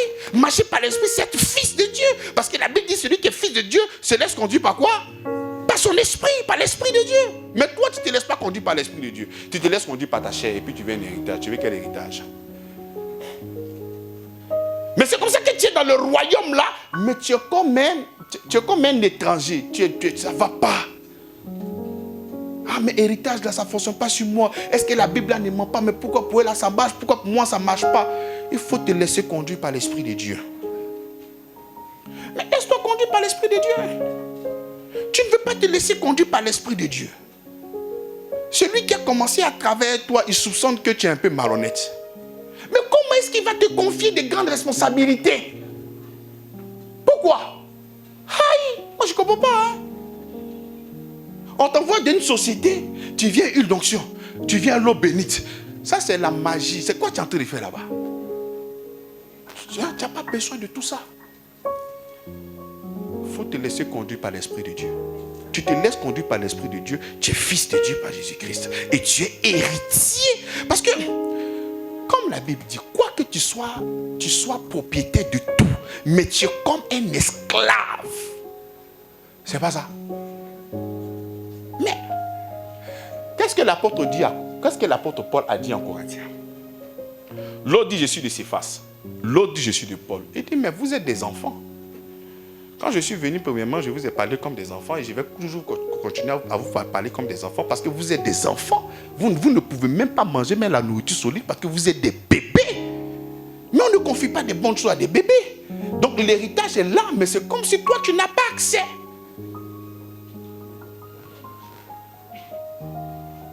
C'est des disputes. C'est l'impudicité. Mais comment le diable arrive à mettre ça dans vos esprits? Que c'est maintenant que le Seigneur t'a délivré de la loi, je peux maintenant aller tromper ma femme. Et puis toi, tu trompes ta femme et toi, tu es à l'aise. Et puis, tu vois, il n'y a même pas un peu de culpabilité en toi. C'est de dire tranquille. Ça, c'est quelle grâce, ça? Je ne prêche pas ça, hein? Et puis tu es là. Et puis tu t'attends maintenant aux grandes choses.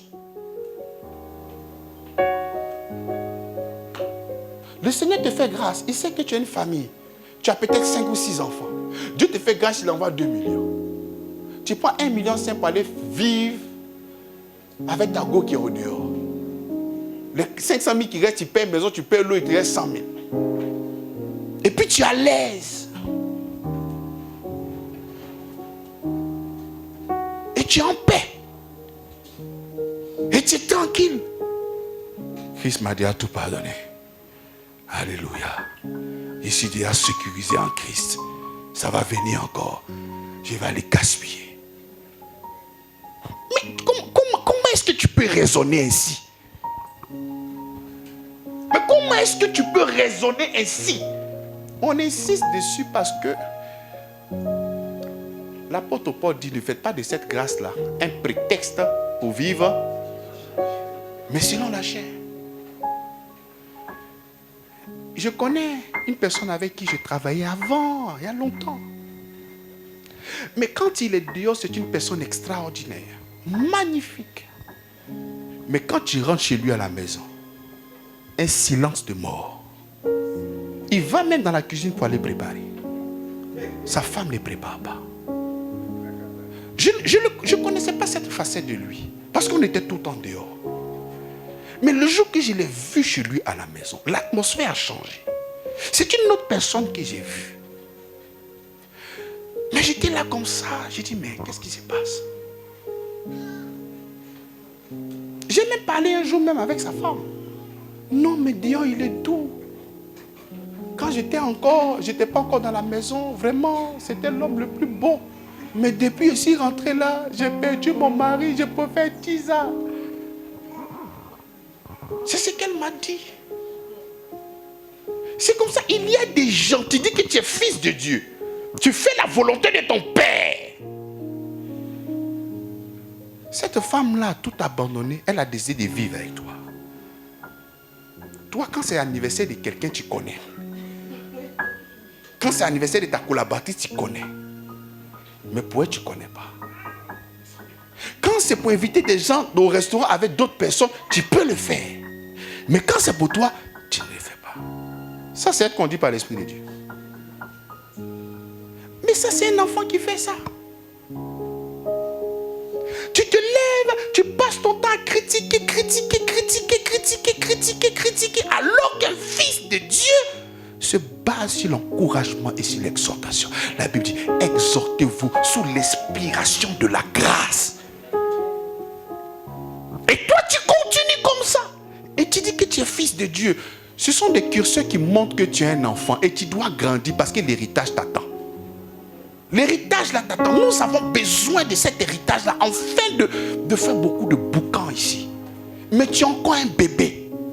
Je ne dis pas que tu n'es pas enfant de Dieu. Tu es enfant de Dieu, mais tu dois grandir. Tu sais, en dehors même du Christ, il y a des gens qui avaient des vies qui n'étaient pas ordonnées. mais qui ont décidé de se discipliner en dehors de Christ même. Et ils ont commencé quand même à être un peu sérieux. Mais toi, tu as le je puis tout par celui qui me fortifie. Et puis tu es dedans. Et puis quand on te parle, je suis sous la grâce. Mais non, ça c'est le diable qui est en train de te mentir. Il est en train de te tromper. Pour que tu restes dedans. Il ne veut pas. Parce qu'il a peur de ta maturité. Il ne veut pas que tu sois grand. Sinon il va avoir des problèmes. Il va alimenter ta chair. Fais ça, va ici, fais comme ça s'il te plaît. Il faut faire comme ça. Parce que si tu es sérieux et que tu prends ta position de fils, c'est un dégât pour la Côte d'Ivoire. Mais il dit non, il ne faut pas que le gars là soit conscient. Embrouillez-le, envoyez 2 filles là-bas, envoyez 2 gars là-bas, envoyez quelque chose, envoyez des mouvements, envoyez à gauche. Et puis il est là, il est comme dans le tourbillon, il est comme ça. Et puis il n'est pas conscient de sa position en Christ. Il est perdu, il n'est pas sérieux. Le diable a peur. Il a peur. Fais tout pour ne pas plus comprendre. Moi, quand je reçois beaucoup d'adversité, c'est là même que j'évangélise fort. Il dit, quand j'évangélise, c'est là ça te fait mal. Et puis tu m'attaques, je continue fort. Là, ça te fait aussi mal. Mais c'est comme ça que tu dois. La Bible dit, le monde attend quoi? De qui? Des enfants? Des enfants? Pose ta question. Tu es un enfant ou bien tu es un fils?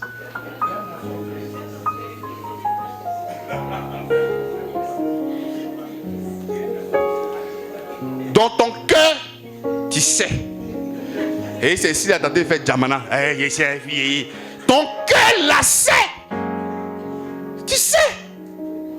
Et c'est comme ça que quand tu prends conscience, il dit, mais arrêtez d'écouter seulement. Mettez ça en pratique. Mais mettez ça en pratique. Ton maître a été insulté. Il a été malmené. Mais Pierre dit, il n'a jamais ouvert la bouche. Toi, tu dis que tu es fils. Toi, tu dis que tu es fille de Dieu. Plume passe ici, tu te déshabilles, tu es prêt à faire par là. C'est même pas un jus plume. Tu es comme ça. Tu retousses tes manches. Tu me connais. Ça, c'est un enfant qui fait ça. C'est un enfant. Tu sais, la colère a gâté beaucoup de choses dans la vie des gens. C'est comme ça que même quand nous sommes en Christ, nous avons la maîtrise de soi. Nous avons la maîtrise de soi. Il y a quelqu'un d'entre vous qui est en train de faire son permis. Et puis, celui qui est en train de faire son permis s'est mal comporté. Il est fâché, il ne l'appelle plus. Il dit, c'est vrai, c'est légitime, tu as raison parce qu'il t'a trompé. Mais ça fait combien de temps tu es là maintenant? Il dit, ça fait un peu longtemps. Il dit, tu vois, la colère a fait que tu ne l'as plus appelé. Mais il faut continuer. Le diable peut passer par beaucoup de situations dans le but de te retarder. Voilà pourquoi, quand tu es enfant de Dieu, tu ne laisses pas conduire par ta chair, mais tu as aussi de la contenance, la maîtrise de soi. Tu ne répondras pas à tout. Il y a des choses que tu vas entendre et puis tu laisses tomber et tu avances. Le fils, voilà pourquoi tout enfant de Dieu sérieux ne doit jamais se justifier. Ça fait partie de la doctrine de notre Seigneur Jésus-Christ. Parce que si tu es en train de te justifier, ça c'est l'image de la loi. C'est le Seigneur lui-même qui viendra te justifier. Lorsque Adam et Ève ont perdu cette gloire, ils ont fait des feux de filles pour pouvoir se protéger. Donc eux-mêmes, ils cherchaient à quoi? À se justifier. Le Seigneur est venu disqualifier. Il a dit, moi-même, c'est vrai que vous avez fauté, mais c'est moi qui vais vous justifier. Quel que soit ce qui va se passer dans votre vie, ne cherchez même pas à répondre. Non! Ne cherchez pas à répondre. Le Seigneur, chacun a son travail.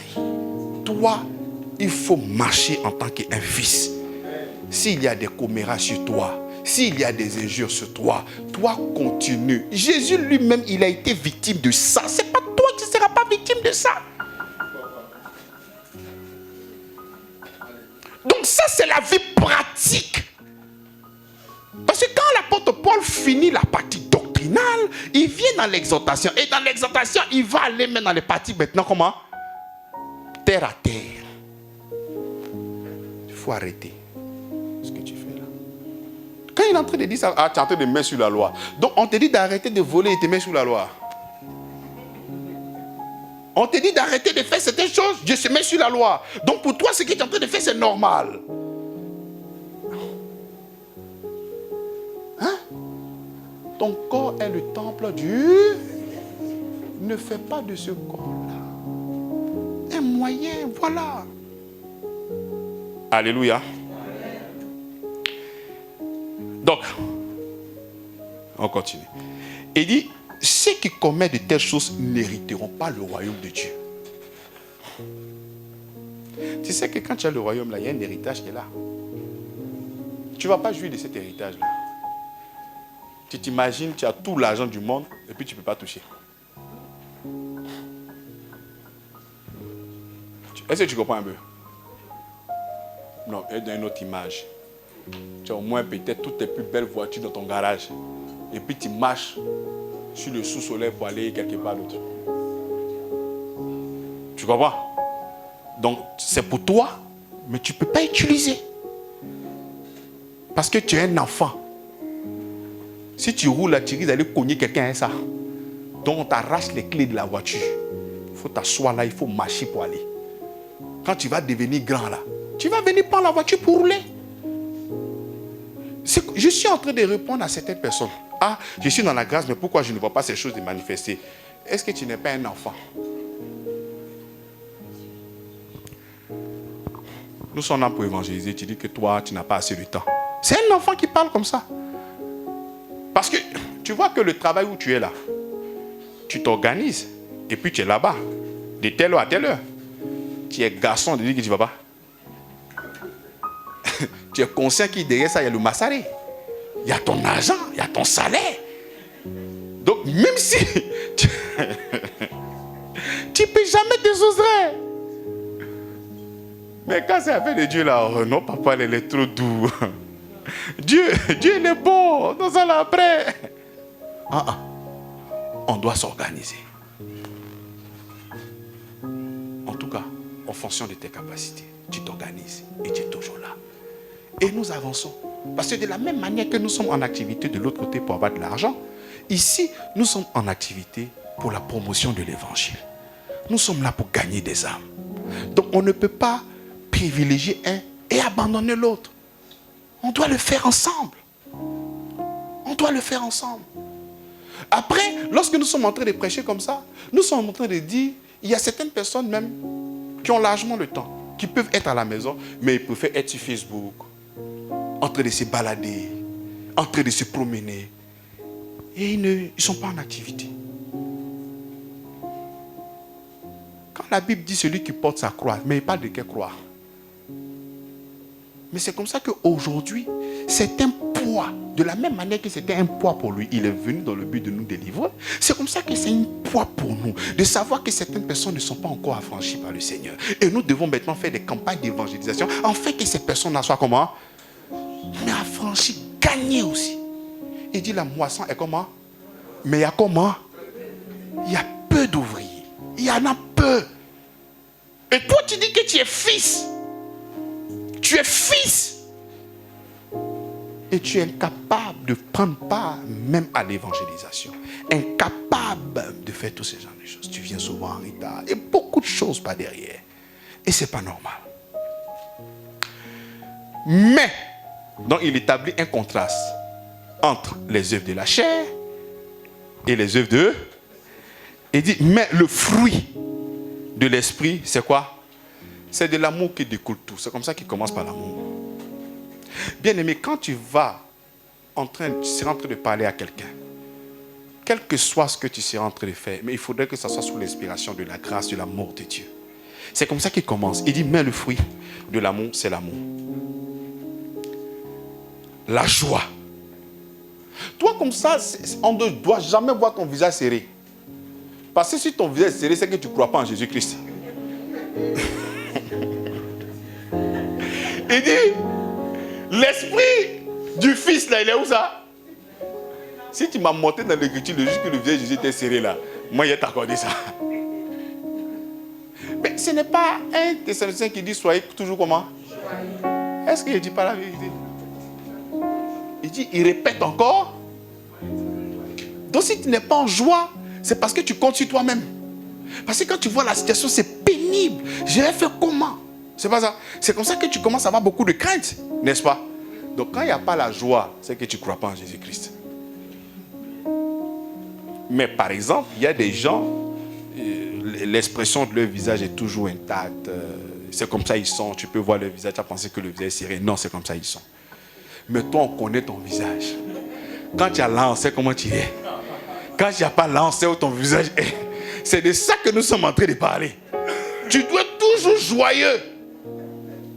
On n'a pas dit un semblant. Tu peux entrer des rires alors que dans ton cœur tu souffres. Mais tu dois être toujours...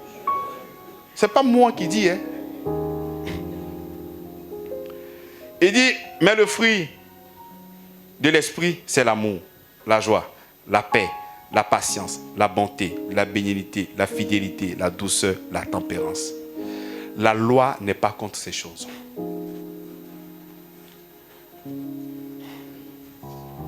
La paix. Tu dois, même si quelqu'un te prend comme un ennemi, toi ne le prends pas comme ennemi. Il faut le prendre comme un frère. C'est-à-dire que tu dois vivre de telle enseigne que tu n'as personne dans ton esprit comme ennemi. Mais toi, tu es enfant de Dieu, lui là, c'est mon ennemi.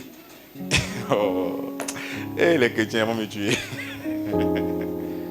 Non, lui là, quand il est, lui, il est pas heureux. Ah bon? Donc c'est qui tu es heureux? Hein? C'est comme, écoute, le pasteur vient et dit non, moi, comment il te prêche là? Je ne suis pas content, il est prêché. Non, mais il faut être sérieux. C'est pas normal. L'amour, tout ce que tu dois faire doit être chapeauté par l'amour. J'ai dit toujours que Dieu ne regarde pas vos actions, mais il regarde ce qui a précédé l'action. Est-ce que ce qui a précédé l'action, c'est de l'amour? Parce que tu peux rendre service à quelqu'un, mais dans le but de te foutre de cette personne-là. Et ça, ce n'est rien. Mais il faudrait que l'amour soit partout. La paix. Que tu sois à la maison, que tu sois dans ton entreprise, que tu sois à l'église. Même si les gens te font la guerre, il faudrait que cette paix-là, mais tu la conserves. Ne rentre pas dans des conflits inutiles. Même quand quelqu'un veut t'amener dans cette guerre, n'entre pas. Toi, tu sais qui t'a sauvé. Il dit, je vous donne ma paix, je vous laisse ma paix, mais que personne ne te trouble. Garde cette paix. Sois toujours souriant. Même quand on te fait du mal, sois toujours souriant. La patience, ça c'est extraordinaire. La patience. La patience. Le Seigneur la met comme une vertu. La patience. Frère, même avec ton enfant, sois patient. Il vit souvent des difficultés. C'est pas... Sois patient. Parce que si on veut fouiller les causes lointaines, là, peut-être tu es responsable aussi. Je n'attends pas ton amen. Si on veut fouiller les causes lointaines de ça là, peut-être tu es à l'origine. Donc sois patient. Avec le Seigneur, sois patient. Quel que soit le domaine, sois patient. Même si c'est le travail, sois patient. Si c'est le commerce, sois patient. Le Seigneur va avec toi. En fait, ton Père, il t'éduque. Et il va tout doucement avec toi. Donc sois comment? Mais patient. Il dit la douceur. La douceur, l'humilité, ce sont des choses qui vont ensemble. Sois doux. Sois comment doux comme une banane. Quand tu es à fond comme ça, surtout les femmes, soyez douces. Vous êtes dans mon moment. Soyez douces. Tu sais, l'homme là, c'est comme un primate. Donc quand ça ressemble, même quand tu portes culotte, même là, il te regarde d'une manière en même temps. Même culotte, il pense que tu es son rival. Donc soyez douces. S'il vous plaît. Douceur. Douceur, simplement. Pour nous là, on va changer. Mais vous, le moment là, soyez douces. S'il vous plaît. La bonté, la bénignité, la fidélité. Ah non, moi ici dans la grâce, je peux être infidèle. Hey! Mais qui vous a dit ça? La tempérance. La loi n'est pas contre ces choses. Ceux qui sont en Christ ont crucifié la chair avec les passions et les désirs. Ceux qui sont en Christ ont crucifié leur passion et quoi? Et ses désirs. Pose la question avant, vas-y. Pose. Si tu es enfant de Dieu, cela veut dire que le vieil homme est à la croix de Golgotha. Donc, faut pas, tu sais, il y a des gens qui n'ont pas honte. Hein. Quand on les attrape, tu dis, maman, pardon, c'est le diable. Non, non. Arrêtez ça, c'est pas le diable. Ça, c'est un diable que toi-même tu aimes. Ça, c'est un diable que toi-même tu aimes. Alléluia. Et toutes ces paroles-là, bien-aimées, tu ne peux pas écouter ce qui t'arrange et laisser ce qui ne t'arrange pas. Il faudrait que nous arrivions à grandir. Regarde cette mission que nous avons commencée. Mais nous devons impacter. Beaucoup de personnes doutent du message de la grâce parce que le judaïsme a pris les églises, les rites, les cérémonies, beaucoup de choses que nous ne croyons pas. Nous croyons en l'œuvre de la croix. Ces personnes vont vouloir s'identifier à nos vies. Tel que nous sommes en train de prêcher la grâce, les gens vont immédiatement regarder nos comportements. C'est comme ça que même quand tu fais une faute, ah, ça cause de ça, il prêche ça. Donc je vous en supplie par la compassion de Christ, soyez plus rigoureux que même les gens de la loi. Non pas pour obtenir la faveur de Dieu, parce que la faveur de Dieu, tu l'as déjà. Mais à cause de l'évangile que nous sommes en train de faire la promotion. Parce que, imaginez-vous, vous voyez moi. C'est-à-dire, il y a des gens ici qui se cachent souvent dans des cabarets, ils boivent. Il n'y a pas de problème. Hein? Mais si toi, tu me vois dans un maquis en train de mouler, tu as dit, hé, pasteur, mais il ne faut pas... Ah, donc tu sais que ce n'est pas bon. Tu sais que ce n'est pas bon. Dis, toi, tu fais quoi là-bas?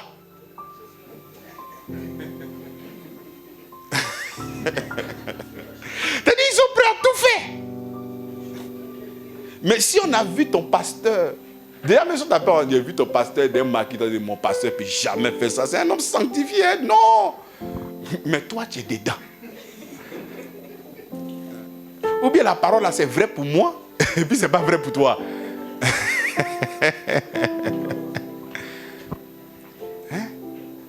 Vous devez véritablement... Les gens vont venir ici en regardant vos vies. Dieu regarde la foi. L'être humain ne regarde pas la foi. Il regarde à ce qu'il voit. Il regarde à l'apparence. C'est comme ça que même demain, quand je vais te dire, mon fils, je ne veux pas voir tes nattes. Ce n'est pas parce que si tu as des nattes, tu ne seras pas sauvé. Mais pour que tu sois responsable ici, il faudrait que tes nattes soient enlevées. Si tu aimerais un jour prendre le micro, prêcher ici, les nattes là vont partir. Sinon l'onction du diable ne va pas sortir. Que le Seigneur bénisse sa parole.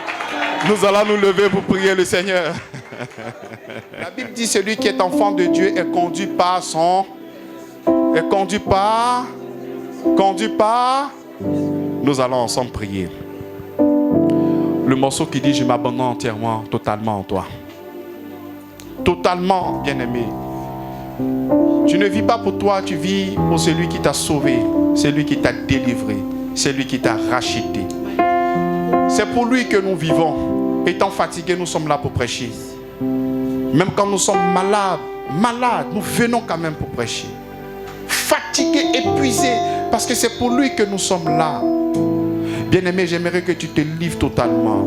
C'est lui ton libérateur. Et cette vie émancipée, c'est lui encore qui t'a affranchi. C'est lui qui t'a donné cette vie d'émancipation.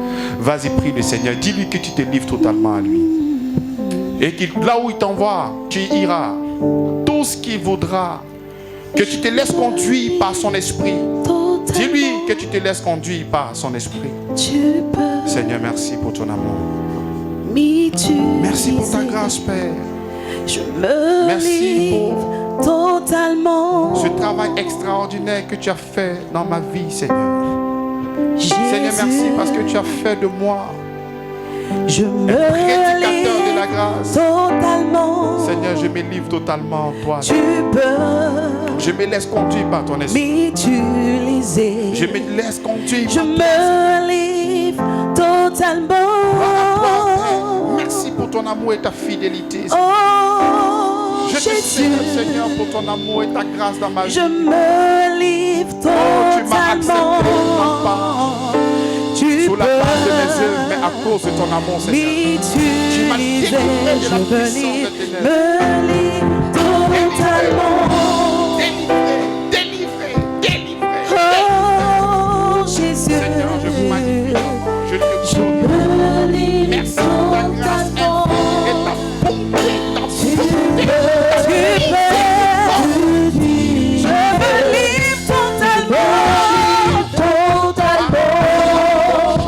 Je me livre totalement à toi, Jésus. Je me livre totalement. Tu peux m'utiliser. Je me livre totalement. Obéissant à ta vérité, Seigneur. Me livre totalement. Tu peux m'utiliser. Je me livre totalement. Oh, Jésus, je me livre totalement. Tu peux m'utiliser. Me voici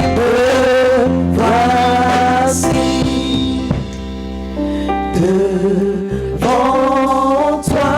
Ma vie est entre tes mains. Ma vie est entre tes mains. Je veux voir, je veux voir tes désirs se révéler à moi, se révéler à moi. Jésus, me voici, Seigneur, me voici devant toi, devant toi.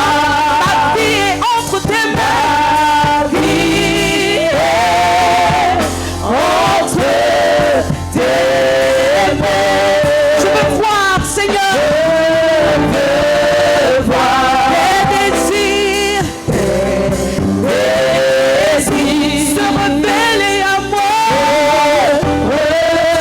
révéler à moi.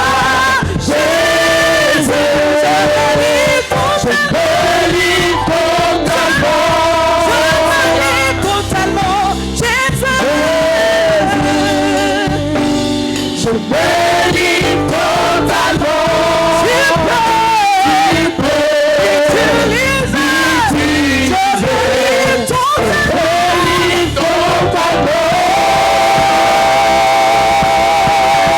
Je me livre Merci, Seigneur, pour je ton amour. me livre totalement. Tu peux m'utiliser. Je me livre totalement. Jésus, je me livre totalement. Tu peux m'utiliser. Je me livre totalement. Oh. Seigneur est bon. Vous êtes tous bénis. Alors, c'est pourquoi je suis là ce matin. C'est Galates 5, le verset 21. Alléluia.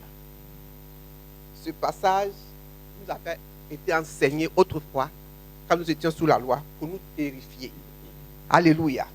Le verset dit quoi? Il dit l'envie, ce sont les œuvres de la chair. L'envie, l'ivrognerie, les essais de table, les choses semblables. Je vous dis d'avance, comme je l'ai déjà dit, que ceux qui commettent de telles choses n'hériteront pas le royaume de Dieu. Alléluia. Pour nous effrayer. Alléluia. Nous sommes sauvés par Jésus-Christ. Nous qui avons accepté le Seigneur. Alléluia. Nos péchés sont pardonnés. Mais quand nous lisons Galates, nous comprenons que c'est parce que nous ne sommes pas fils, alléluia, que nous ne pouvons pas rentrer bénéficier de notre héritage. Alléluia, quand nous lisons ce passage. Ce n'est pas parce que nous ne sommes pas avant de Dieu que nous partons dans le feu ardent. Mais c'est parce que nous, sur la terre ici, vivant ici, nous ne jouirons pas de tous nos droits, de tout notre héritage. Alléluia. La parole m'a éclairé fortement ce matin. Je voulais rendre grâce à Dieu pour lui dire que vraiment sa parole, c'est la vie. Et ça éclaire. Que son nom soit béni. Amen.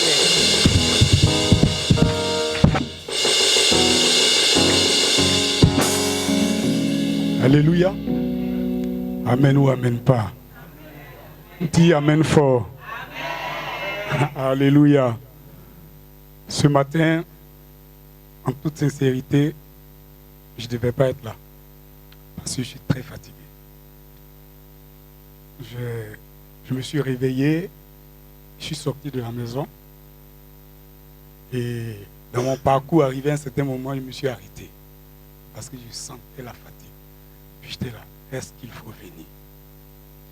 Et puis là où moi je suis, vu la distance, quand j'ai regardé l'heure, et puis à un moment donné, il y a une voix qui me dit, vas-y. Et puis, j'emprunte le taxi, j'arrive. Vous savez, comment je suis arrivé ici, j'avais des questions. Hein. C'est normal. Je me posais assez de questions sur le message de la grâce. Et j'attendais certaines orientations de la part du Seigneur. Et ce matin, je pense que j'ai été servi. Voilà. J'ai été servi sur plusieurs aspects concernant le message qui m'a conforté. Et j'ai compris pourquoi le Seigneur a insisté pour que je vienne. Et je pense que au fur et à mesure que je viens, j'ai la conviction que je ne me suis pas trompé. Voilà. Parce que pour moi, comme l'homme de Dieu le dit, j'aime examiner tout ce qu'un homme de Dieu dit. Quand il prêche, j'examine. Est-ce que c'est la parole? Est-ce que, Seigneur, il faut me convaincre? Si ce n'est pas ça, ne me convainc pas. Parce que, comme je le dis toujours, je veux d'abord que le Seigneur soit celui-là même qui puisse me dire oui, c'est ça, ou bien c'est pas ça. Ça peut venir d'un homme de Dieu, onctionné qu'il soit, et puis ne pas être la vérité. Donc, ce matin, j'ai été béni par plusieurs choses. En même temps, j'ai compris beaucoup de choses pour dire que certainement le Seigneur fait les choses en son temps. Et l'homme de Dieu a dit quelque chose, je ne vais pas toucher là-dessus parce que ça concerne quelque chose. Mais j'ai compris que c'est avec l'Esprit de Dieu et chaque chose en son temps que les choses vont se régler dans plusieurs aspects. Et ça m'a vraiment conforté. Et comme c'est un message de la grâce, et je veux qu'on chante un petit cantique par rapport au message. D'accord? D'accord. Tu vas dire, je suis libre par sa grâce. Je suis libre par sa grâce. Je suis libre. Vous faites le cœur avec moi. Je suis libre, ô Père, par sa grâce. Je suis libre, ô Père, par sa grâce. Maintenant, comme on dit Père, c'est par ta grâce. Je suis libre, ô Père, par sa grâce, par ta grâce, par ta grâce, par ta grâce. Tu as payé le prix de ma délivrance, ô Père, par sa grâce. Tu t'es fait malédiction pour que je sois bénédiction, ô Père, par sa grâce. Je suis libre, oh Père, par sa grâce. Plus de culpabilité, oh Père, par sa grâce.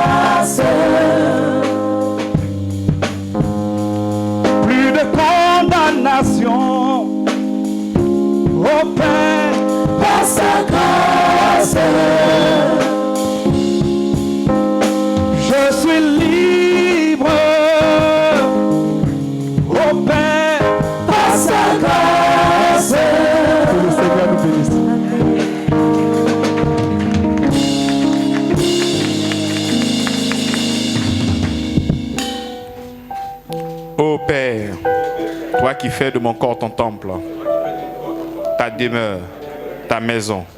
Je te remercie pour ce privilège. Merci pour le voile que tu as déchiré, afin que ton esprit vienne habiter et que je devienne ton enfant légitime, partageant ainsi ta gloire, ton triomphe, ta capacité, ta grâce et ton amour. Ton nom est mis à part dans mon cœur, car je sais que tu es bon, tu es amour, tu es sauveur, tu es miséricordieux, tu es la plénitude de la grâce, tu es lent à la colère et riche en bonté. Le manque de connaissance m'a fait penser un tant soit peu que tu étais l'auteur de mes échecs et de mes souffrances. Longtemps j'ai entendu parler de toi, mais maintenant mes yeux t'ont vu. Tu es amour. La présence du Saint-Esprit en moi me donne la supériorité, la puissance, la force, le courage, la patience, la foi, la détermination. Ta volonté étant accomplie dans ma vie, je suis donc saint, juste et parfait par le travail achevé de Jésus-Christ à la croix. Je manifeste donc ton règne sur la terre en pratiquant toute espèce de bonté, d'amour, d'honneur, d'évangélisation au nom de Jésus-Christ. Merci Seigneur pour le don de ta personne qui est mon pain quotidien. Tu es le vrai Père du ciel, le pain qui donne la vie aux morts. Merci Seigneur parce que tu m'as déjà pardonné en Jésus-Christ de tous mes péchés. Je te remercie pour ce beau cadeau. Je suis donc soumis à ta justice. Hier, j'étais esclave du péché, mais aujourd'hui, je suis esclave de ta justice. Signes, prodiges et miracles se manifestent dans ma vie au nom de Jésus-Christ. Nous acclamons Jésus-Christ. Nous acclamons le roi des rois. Nous acclamons le Seigneur des seigneurs au nom de Jésus-Christ. Amen.